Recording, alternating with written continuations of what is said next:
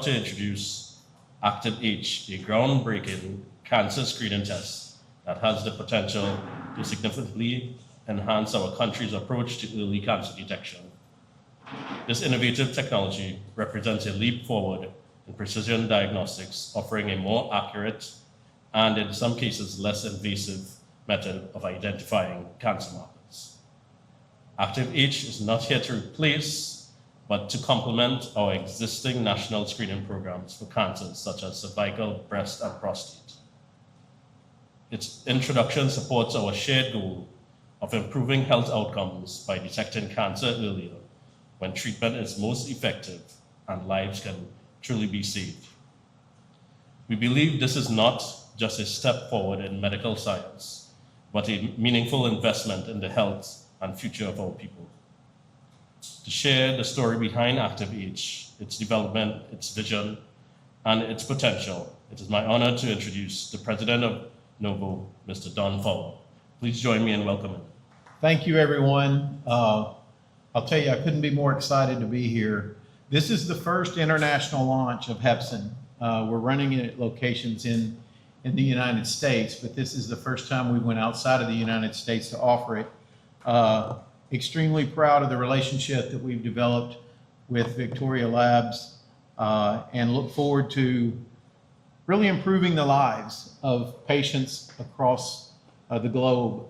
One of the things that I tell everyone whenever you talk about cancer is, one, no one wants to hear about the C word. And I don't mean cold and sniffles. C word changes a lot of things in the life, financially, emotionally, can have impact. And when you're dealing with that, it's not like any other disease because it really does require us to get in a position where we are more proactive and less reactive.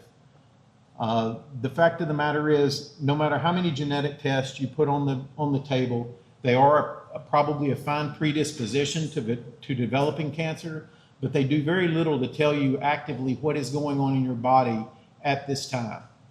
Then there are other tests, solid tumor tests, pathology that you can do, which is much needed when you have surgery.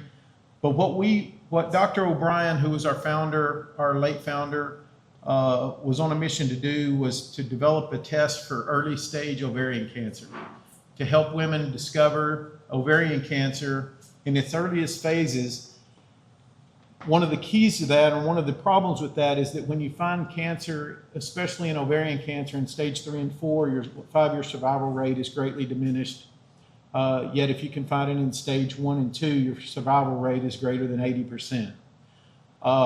He was not new to the game of early ovarian cancer. Many of you, if you're in the medical field and have been here a long time, some of you that's been in as long as I have in laboratory over 30 years, I remember when the CA-125 test, which is currently used, you had the CA-125 test, and then you had a test that came out in the, I hate to give away too much about age, but in the early 90s, that had a Roman numeral 2 behind it. So you had the CA-125 and you had the CA-125-2.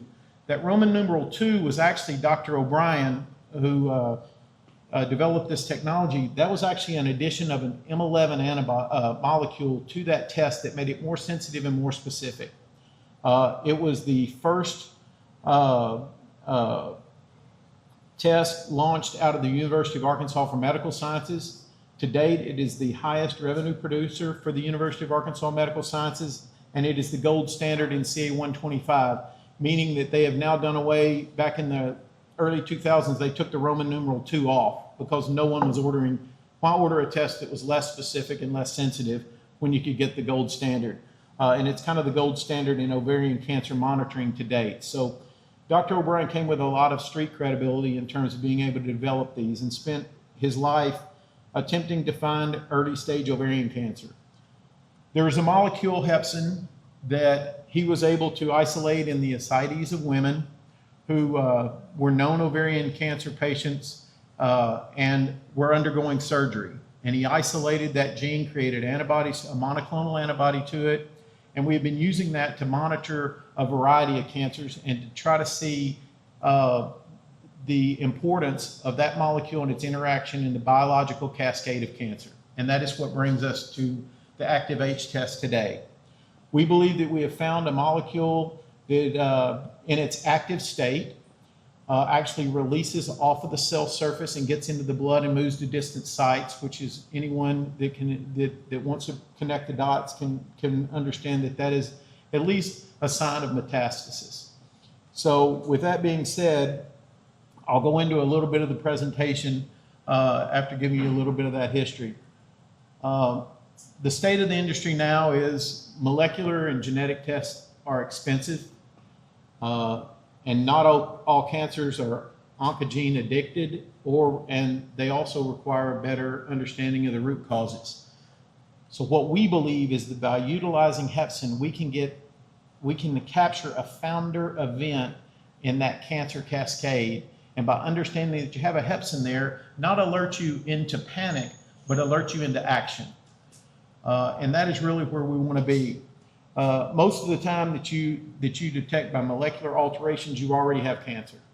So you go in, you have a molecular alteration, or you have a lump, or you have some symptoms, and you get diagnosed with cancer. The cancer is already there. Where we can improve cancer diagnosis and improve outcomes is by understanding what is causing this cancer and what are the role players involved that causes this cascade to form. Stage 2 and stage 3 is not early cancer. We firmly believe that. We like catching it at stage 0, and that's where we think we are leading the trail in that. We must shift from detecting cancer. We got to detect it in development by identifying those molecules and proteins that are active, that are founder events in that cascade. Our proprietary monoclonal antibody, it detects the circulating activated form of Hepsin. It's linked, although we cannot tell you specifically which cancer you may or may not have, or that you may not even have cancer at all. It is linked if you Google Hepsin and get lost in that thing called the internet, Googling Hepsin, you'll find out that it's linked to a variety of aggressive disease of cancers: colon, lung, breast, pancreatic, prostate, ovarian. Most of your solid tumors, 80% of your solid tumors, we believe, involve an upregulation of Hepsin. We want to catch it at its genesis long before other known methodologies. And we know from what Dr. O'Brien had done, I want to point that out too. When we were looking at the women originally that we garnered the ascites from, he looked at proteins that were involved in the tumor growth and spread. They were not reactions to cancer. They were not byproducts of cancer. They were actually involved in that tumor growth and spread. And we also wanted a test that's capable of longitudinal monitoring. The trajectory or velocity of Hepsin may end up 5 years from now proving just as important as knowing what your number is. A Hepsin that could be at a low or moderate level that doesn't move, to us would indicate something isn't progressing. So we continue to work daily, and our mission is to understand more about the Hepsin molecule, what other proteins it's able to recruit in order to make it more sinister than it is in the indolent state. And most importantly, we need to make the testing more accessible and more affordable to the masses. If you've been to our website, you'll see numerous times I say a patient shouldn't choose between a mortgage and a blood test. And I firmly believe that. Having been in the laboratory business for a long time, I see $2,000 tests, I see $5,000 tests. They're not really accessible. We want to make tests that are accessible and affordable and actionable to the physicians, and we think we've accomplished that, or at least well on the road. It took us 4 years to complete epitope mapping, and if you're not familiar with that, when you go and you attempt to get patents and you look at exactly how your molecule, your antibody is binding to a particular antigen, in this case being Hepsin, you don't just want to understand the sequence of that. You want to understand where does that antibody bind to. This is important. If you heard what I was talking about earlier in talking about the activated form of Hepsin, the circulating part. It took us 4 years and 3 companies to finally find someone who was able to, unlike any other work with Hepsin that had been done prior to 2018, to find a company who could capture and measure and map off of the cell surface. Because what we know is that Hepsin is able to auto-activate, take it to itself off of the cell membrane and get into the blood. If you remember earlier, that was a key component. Our epitope mapping actually confirmed what we believe, in that it is Hepsin in its activated form, which should be treated separate from Hepsin that is merely sitting on the cell surface after being produced by the liver. It's an exclusive region of Hepsin with a non-catalytic chain, which is capable of enriching for the shed form, activated form of the molecule. So that may be a little bit for some of you, but where I come from, I'm not the sharpest tool in the shed, and somehow I've managed to take at least a semblance of understanding of that. So I hope you appreciate the time and effort that just went into epitope mapping, so that you understand when you're having this test done that it's not the Hepsin test that you may or may not have had in the past. This has the potential to be a game changer in early cancer detection. All of the IP, the intellectual property, the patents, they belong to Navaux. This was something that a antibody that we created, that all we do is send off to be purified. So when we're able to work with places like Victoria Labs, we don't require third parties. We don't require that. It gives us a much leaner operation to be able to figure out a way to make this test accessible to the masses. We have a chance to be proactive rather than reactive. And screening and diagnostics in the end is the beginning of the road to treatment, and we firmly believe that. We have other monoclonal antibodies that we're being worked with. There were 5 others that help us differentiate in ovarian cancer, the different forms, whether it's clear cell, et cetera. But that's in the pipeline for us to be able to do as we move toward our battle against a debilitating disease. And we have a real chance to identify cancer prior to symptoms, lumps, imaging, and other complex and costly testing that is accessible and affordable to the masses. I think those are the key takeaways. And you say, Don, this all sounds great. Where do I get a Hepsin test? And by the way, do you have any proof in the pudding? We do not have 10,000 patients, but we have a number of patients with rather rewarding outcomes that make us extremely proud of what we've done. I had a friend came to me, she came to me with a mass on the right side of her neck. The physician told her it was a high probability of malignancy, so she wanted a Hepsin run so she could sleep at night. She was diagnosed. He thought that she had. He thought that the cancer that it was cancer, and that it was generally going to be metastatic. The scariest part that we faced, or at least I faced, was in a friend was telling her Hepsin was 0. A physician has told her, hey, you know what? All indications are this is probably going to be metastatic. I'm happy to report that June of that year, after discovering that back in December of 19, June of 2020, she actually found out that that was negative, and Hepsin had done its job in identifying and helping differentiate between an aggressive form of cancer and a non-aggressive form. I won't bore you with this, but this is just the Hepsin sensitivity in ovarian cancer samples with a N of 73 that we did, where the sensitivity is 86%, compared to CA-125, which is the gold standard of 43%. Here's a uterine cancer that kind of hits close to home too. And I want to be clear, we did a lot of this is going to be on prostate, and I won't go into each and every slide, but I want you to get an idea of what we see so that you can share in the enthusiasm. We had a 76-year-old female who presented in October 2021 with various symptoms in the abdomen. This is the sweet spot, and probably would be a great place for Dr. O'Brien, and a success story that he would be telling to all of his friends. Presented with various symptoms in the abdomen. I was called by a friend of mine to actually run a Hepsin on them. It came back at 4,286 nanograms, which is actually really high. November 2021, she continued having tests. Because her son-in-law was a physician, she had access to the most rudimentary all the way to the most advanced testing, I believe, that could be performed on her, all of which came back negative. Month later, she came back that Hepsin result had moved from 4,200 to 5,800 nanograms. In my talks with this physician, who happened to be a physician, I think it was a year and a half later, he said, "You know what? We're going to have false positives." And I'm like, "Okay, I'll learn to live with that, because you will have false positives. We all know that if we've been in the laboratory long enough." June of 2024, that same physician called me back and said, "Hey, Don, change that false positive to a true positive.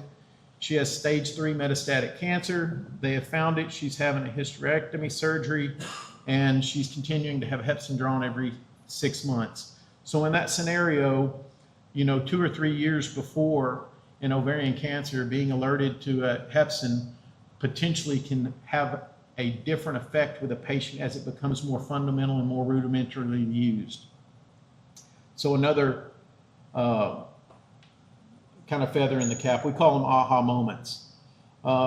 We also had a 51-year-old female, once again, a friend, and I tell you, you're going to think I run around with all people with cancer, but I promise I don't seek them out. They know what I do, so they call me. 51-year-old female was diagnosed with tongue cancer. A month later, she went in and had scans which showed spots on her lungs and kidney. So now she's losing sleep, and this is when she calls me. Actually, one of my college roommates called and said, "Hey, would you run a Hepsin? She would like to know what it shows." Once again, December, Hepsin was a 0. January 2024, she had biopsy of the kidney. She did call that in December, right? It was right before Christmas. Taylor, you remember probably it was like a week or two before Christmas. She thanked us for the negative Hepsin so that at least she could celebrate the holidays good. Turnaround, biopsy of kidney and lung, both negative for metastasis. Her Hepsin was 0 in March. Upon follow-up, and to this day hasn't had any other issues, and shows no sign of metastatic disease. By the way, the kidney was a malformation and the lung was a spot, they think, from a previous infection. Now we'll get to, I think there's some urologists in here, so I kind of want to talk about a pre-route situation, a radical prostatectomy. These are some patients who we use to monitor the therapeutic efficacy of knowing the Hepsin levels. Case 1, I won't go through them too much in depth. Patient at the time of prostate biopsy has 2,800 of Hepsin, has a radical prostatectomy. Post-route, the Hepsin falls to 0. To date, that patient still has shown no signs of aggressive disease. Another patient with 5,000 pre-route, post-route, it fell to 10. To date, that patient still shows no indication of aggressive disease. This last patient, I could get long-winded with you because I've never had a doctor call me up and tell me our test sucked, but he did on this one. He got the first report out of the gate and it was 18,000 nanograms, and he basically called me up and said, "Don Fowler, your test sucks." And he said, "I got 18,000, what do I even do with that?" And I said, "Well, you're the physician, but that's the highest number we've ever seen since we've been running it." So he said, "I'll tell you what I'm going to do." He doesn't have really any symptoms or anything, or he did have symptoms. He's complaining of some abdominal pain, et cetera. So I'm going to run a focal MRI and I'll let you know. He ran a more focal MRI on that, and that patient had stage 4 colon cancer, butted up to but not invading the prostate, that had metastasized to the lung.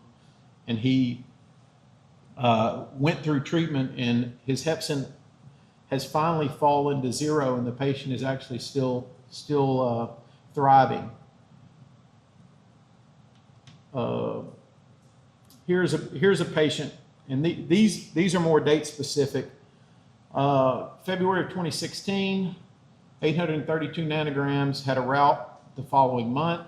Therapy was initiated a month later, followed up 6 months later with a Hepsin level of 3,100, so it had increased despite therapy and a route. Hepsin 6 months later continued to rise to 3,612, and 2 years after that, bone marrow biopsy was near complete replacement. He had bone mets.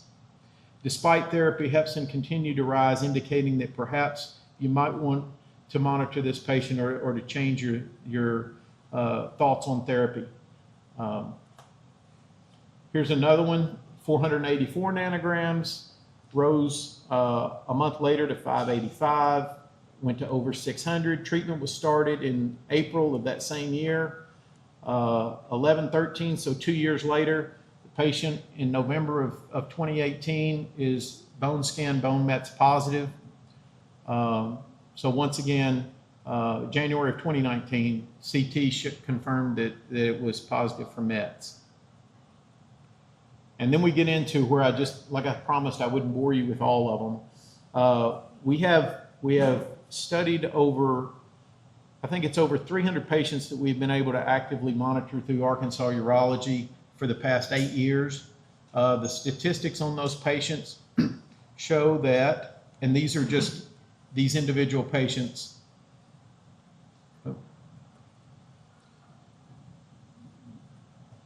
Of those patients, and Taylor, you're going to have to help me out here. Of those patients that we looked at, the Hepsin negative patients, none of them have progressed to aggressive disease after 8 years of monitoring, if they were Hepsin negative. The Hepsin positive patients, what's the percentage on the Hepsin positives that develop mets? So 18%, but of those, all of them developed after the initial biopsies. All the biopsies originally either they're benign or at least in 6 low-grade cancer left in active surveillance, and then 1 to 3 years later, bone or lymph mets. 100% of those patients. We also, when COVID hit, it basically we had to pull the reins in. We went to essential testing only in the state of Arkansas. So we lost a number of opportunities to continue monitoring, but we did have time to take and extrapolate some of the data that we had. That's when we garnered most of the data that we had that I shared with you earlier. But more importantly, in African American males, they typically have more aggressive form of prostate cancer. Our statistics, when you take and just look at African American males, the positivity rate in people that had prostate biopsies went from 14% to 25%. And then probably one of the things that stood out the most, 37.5% of the Hepsin positive patients had biochemical recurrence of cancer post-treatment compared to 7.7% of Hepsin negative.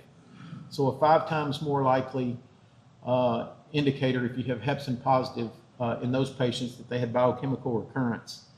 21% of the Hepsin patients exhibited regional spread across prostate compared to 62% of the Hepsin positive. And most importantly, no Hepsin negative patient developed any other primary cancer, but yet 25% of the Hepsin positive patients did. This is a blessing and a curse. It is helpful to know that we were able to find cancer in patients, probably to certain people you would rather know exactly where that cancer was, but the fact that we were able to take someone who was being treated and looked at for prostate cancer, let them know that all is not right, and to let them then find that you had a cancer, either colon, renal, or whatever, somewhere else, probably will end up helping that patient live a better life and have a better success with therapy. What you all may not know, and if you were here earlier, you saw my head duck down a lot of the time. I have with us one of our scientific advisors in Dr. Brent Staggs. Dr. Staggs has been instrumental. He's a pathologist. He worked out of Baptist. He was instrumental in helping us get Baptist up and going. And I brought him on so that he could do a Q&A with any questions that you may have. And let me expand him. Hey, Dr. Staggs, do you want to talk mainly to the physicians, possibly about what you found, your support of it, where you believe it's adequate, and follow-up, et cetera, with patients with positive and negative? Yeah, sure. So you started to hit on it. The main question that we, as you know, that you and I have been around talking to lots of people introducing this test and expanding its scope. Main question is always, what do we do with positive tests? What's our algorithm for how we handle positive? And so there's a variety of answers to that that are all fairly obvious. I mean, it would be, it's similar to other cancer screening tests that you already have, like PSA. It's just even more sensitive, but it's not as specific, which means that it's capturing lots of different cancer types. As you said, most solid tumors overexpress Hepsin at some point, especially the aggressive tumors. So it's a great screening test, but it's also good for following up patients who have various types of cancer, because like for breast cancer, for example, we don't have a good blood test that's easy to do, that's inexpensive, that allows us to follow patients that have cancer. And several of those patients that you mentioned there, I followed them closely and I know them. So when a patient comes in with a positive, and they just say they're just a healthy patient, and they say, I want to be good, get a good screening, and we order a Hepsin test, an inexpensive blood test, and it's positive. Then the first thing you look at, obviously, is the level, because we do typically introduce an indeterminate range, like we have here at Baptist Health at our hospital system in Arkansas. Depending on the methodology that we're using in our quality assurance that we put in place, usually the indeterminate range is somewhere 0 to 300 or 400 in that range. Sometimes it's just less than 500. So the first thing you do is see how high is the test. If it's just a 200 or 300, then it's worth repeating the test, probably in a month or so, to see if the test is going up or down. And that's going to be important in multiple levels, because I also said we eventually probably will have some false positives. Now, we actually haven't seen that yet. I've run hundreds of tests on live patients, and I've not seen any patients that have, as in well over 500, 1,000, 2,000, 5,000, 10,000 nanograms, which is our current units that we use, that have not had either cancer already or developed cancer within, a 6 months to a year or two. We have the one that he described that we're mostly and active seeking the cancer and couldn't find it, but eventually it did appear. And that's happened a handful of times where we've thought, well, maybe we finally have somebody with a real false positive, outside the indeterminate range. But thus far, we haven't found one. So if a healthy person comes in and they have a 1,500 hypothetically, then the first thing we would recommend is to make sure all of their routine health screening exams are up to date. If it's a female, we're talking about pap smears and mammograms. If it's a male, we're talking about prostate exams, that sort of thing. And then it's just a good history and physical examination. Does the patient elicit any symptoms? Do they have abnormal bleeding? Do they have any other disease processes that we know of? Do they all of our basic screening exams are negative? And that's what he mentioned. That's what we did in the female patient with the endometrial cancer that we talked about, that presented after, we found it after, over a year, is that we began in no symptoms, mild sort of irregular abdominal pain.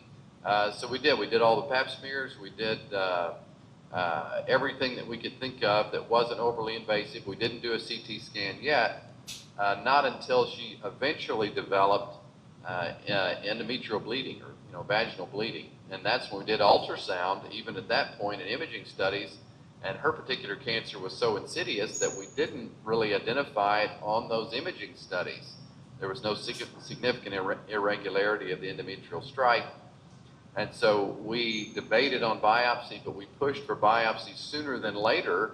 The OBGYNs that we had, I explained the test to them so they understood, but they said, well, look, I don't have, my normal algorithm would be not to biopsy, would be to put her on hormones and try to, maybe a series of progestins to try to be sure that nothing's happening. So, but we pushed for biopsy, and the biopsy eventually revealed an endometrial cancer. So, so it would be a healthy patient, elevated Hepsin, all the screening measures. If all that's negative, bring them back in 3 to 6 months to look at the Hepsin velocity. Is it really rising or not? If it's stable or decreasing for some reason, then that would be a different decision. If it's significantly increasing, then the recommendation would be to move on to more aggressive testing, whether that be chest X-ray, CT scan. But to tell you the truth, we haven't had many that have not presented at some point in there with definitive symptoms that we've identified. We don't have any patients in our practice, like I said, no false positives yet. Nobody that's just got a continually increasing Hepsin and we can't find anything. We've just had the handful that have had Hepsin expressed so early in their cancer disease course that we didn't find any symptoms, but within a year to 18 months, that they did declare themselves with cancer. So that's the scenario that typically we're asked about to describe how we handle that. The opposite of the scenario that I proposed. So a couple things. So as Don mentioned, when we're just testing cell cultures and cell in the test tube, it's about an 80% sensitivity of when we know that there's cancer cells present in test tube versus positive Hepsin test. I've actually found in practice that it's quite a bit higher than that. Now we do certainly, as in it's not like I've not just lined up 100 people that I know have cancer to pull their Hepsin, but I've had hundreds of patients with cancers that we know of, and I've always had positive Hepsin results. Now, it's different ranges because we know from the data that Hepsin is more highly expressed and more often expressed in cancers that are more aggressive. So the thought process would be that cancers that are perhaps lower grade, not as aggressive of all types, are potentially going to have less cancer. I would say that's not uniformly true. We have some low-grade prostate cancers that have pretty high Hepsin tests, but in large part, I would say the sensitivity is probably higher than the 80% or so that we get in the test tube, 75 to 80%. But that wouldn't deter me. So we don't expect that Hepsin is perfect. I would say that Hepsin is currently, as we think of it and as we use it going forward, we feel that its best role is for a broad, inexpensive screening to try and catch cancer early. So, just like other screening tests would be, just like a routine pap smear or a mammogram or something like that, we expect that all of those are going to be largely negative, but we're looking to find, 1 out of 100 or standpoint, we're trying to find, those early detection and find the 1 out of 100 or 1 out of 1,000, and that's the role that we think Hepsin fits best into, at least right now. Certainly, it's good for monitoring as well in those cancers that don't have a good monitoring.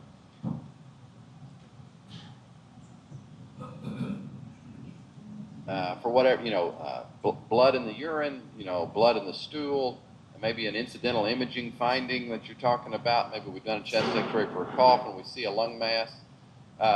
Then you just ignore the Hepsin at that point and just continue the workup, knowing that we do know of some false negatives, what we don't know of is false positives. So it's just a workup like normal at that point, and just that just chalk the Hepsin result up to possibly a false negative Any other? by this test. Yeah, in solid tumors, she wants to know what cancers are not detected by Hepsin. I'm not sure we have a firm grasp on that yet. What I can say is that all of the cancer types that I'm aware of have been detected thus far for, like you said, framing it with solid tumors. I would say we don't have data on anyone with primary brain tumors. And as far as we know, patients with leukemia and lymphoma don't express Hepsin, at least in ranges that we have been able to detect or have occurred in our patient population. Did you hear that? What's that? Yeah. So those are all the big ones. I don't have any data on melanoma. I don't have any data on solid skin cancer that I can remember because we've run it at large hospital systems. We've run it at urology, big urology groups. We've run it at cancer centers, and they are largely using it for, as you might imagine, for urology, for prostate cancer. And I don't remember that I have any data on urinary bladder cancers or kidney cancers, but we've had a number of patients with colon cancer. One of those was Don's example there, a patient who was being worked up for prostate cancer and discovered because of the Hepsin that he had colon cancer.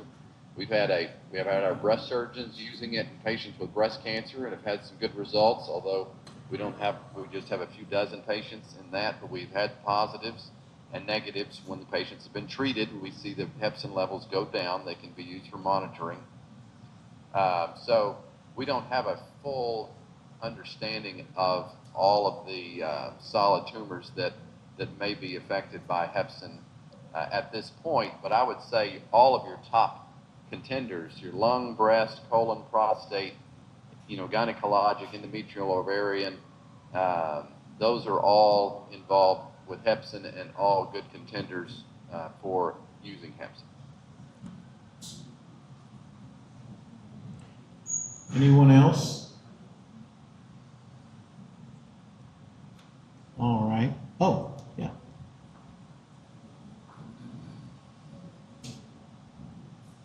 Hi, good evening. I just want to find out, this being a screening test, can it be used as a standalone test or should it be complemented by the other tumor markers we use routinely for screening?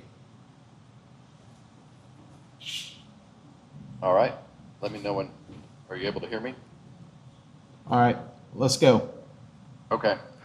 The answer is almost yes to both, right? So this test is very cutting edge, but we do have quite a bit of experience with it. We don't have, as Don said, we don't have 100,000 patients, but we have hundreds of patients. And so, for example, in the urology clinic, they use it in conjunction with PSA. It often performs better.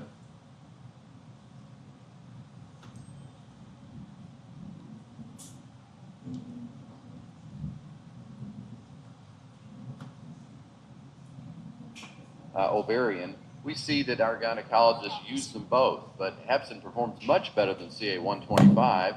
I would say it performs somewhat better than PSA. And then, of course, you have your, we don't have a lot of comparative data with CA-19-9 for pancreatic. And, of course, we don't really have markers like blood, easy blood test markers for breast cancer or lung cancer. So it works great in those because there's not anything else. But yes, the way we see it being used since it's such a good, broad, sensitive marker for lots of common types of cancer, in a healthy patient who just comes in for a screening, like an executive physical or something of that nature, then I would just say use Hepsin alone. If the patient is eligible, in the age range to need PSA screening, per the guidelines, then I would say, sure, apply the PSA as well. But like females, for example, don't have, they don't have recommended blood marker like males do for a PSA. So for females, they'd have mammogram, pap smear, and Hepsin, for example, and then that would lead you down. You know, if it's negative, then obviously it's very good. If it's positive, then it leads you down the algorithmic approach that I suggested earlier. So yes, it can be used standalone. I see it that way in healthy patients. But if there is another applicable marker, then then I would certainly recommend using that as well. We are certainly available. Dr. Staggs will take questions should they come up afterwards. I'm available by email or by phone. I realize back to the U.S. would be a little difficult, but you know, I guess the best message I can tell you is we think that we're going in the right direction. This job and this situation has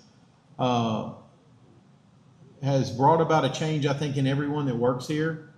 Probably in your laboratories, there are patients and situations that will kind of that demand attention, that get your attention, and that change you as a person involved with that. Cancer is definitely one of those, and I think that it is just a great opportunity for us to collaborate with Victoria, to collaborate with the physicians here, because ultimately at the end of the day, we want patients who are able to understand they have a process going on, that they're able to dig into it, that they're able to get early intervention, which leads to better outcomes.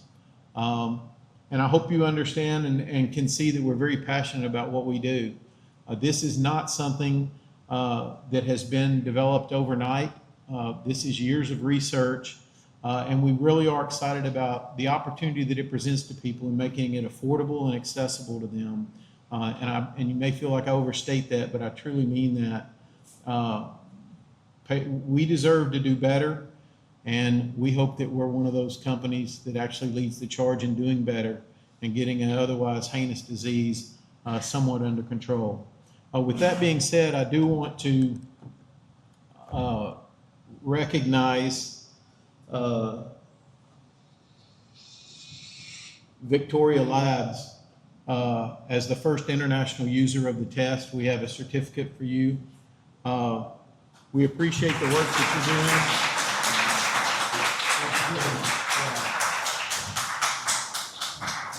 We also have the first international trainees that are all getting certificates of completion of satisfactorily completing the assay training. And I'm going to let Taylor come up here real quick.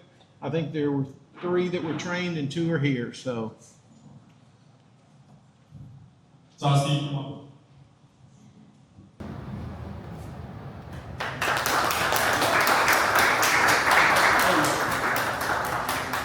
Abby, who is in here, and then John.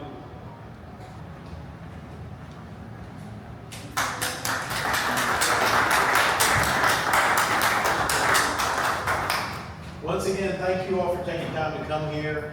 Hope we didn't bore you too much. I hope that you certainly will be excited about not just what Navaux is doing. Once again, thank you all for taking time to come here. Hope we didn't bore you too much. I hope that you certainly will be excited about not just what Navaux is doing, but what is being done to early cancer detection as a whole. Feel free, we'll be here for a little while, I think. There's a bar over here if you were too bored, so help yourselves, right? Anything you want to say before we leave? No, I'd just like to thank everyone for coming out today, and I just hope this is a way forward in cancer screening, and I would just like you guys enjoy the rest of the night. There's refreshments, light snacks. I think we have doubles here as well, so help yourselves.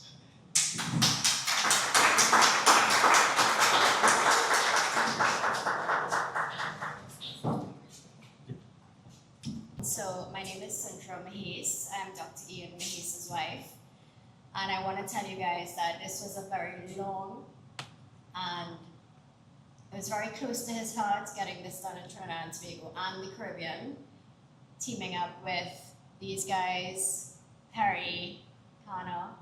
It was painstaking, long nights, lots of research. There were times when I actually said to him, forget about it. I need you in my life, I need you to be okay. But he powered through.